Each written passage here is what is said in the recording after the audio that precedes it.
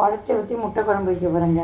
2 உருளைக்கிழங்கு, 2 முருங்கைக்காய் எடுத்து வச்சுருக்கேன், கருவேப்பிலை எடுத்து வச்சுருக்கேன், பூண்டு 5 பல்லு தட்டி வச்சுருக்கேன், வெங்காயம் 1 வெட்டி வச்சுருக்கேன், ஒரு தக்காளி வெட்டி வச்சுருக்கேன், கொஞ்சம் ஜீரகம் போடுறேன், கருவேப்பிலையும் பூண்டையும் இருக்குங்க.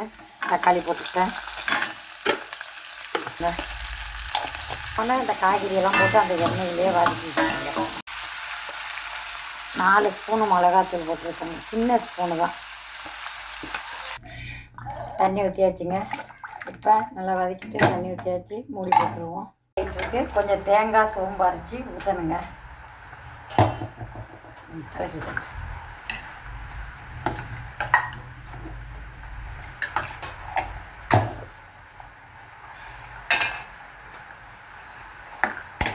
உடச்சி அதிலேயே விட்டுறணுங்க. சும்மா கலக்கி விட்டு ஆகி கொதிக்குதுங்க. இப்போ முட்டையை உடச்சி ஊற்றுவோம்.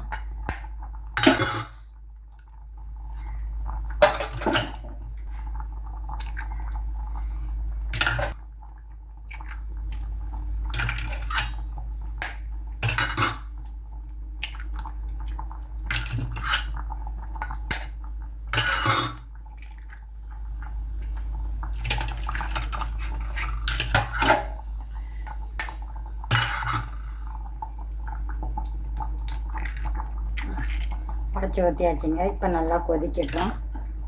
கிண்டக்கூடாது, முட்டை உடஞ்சிடும். அப்படியே கொதிக்கட்டும். முழுசாக இருக்கும். முட்டை குழம்பு ரெடிங்க. ஓகேவா?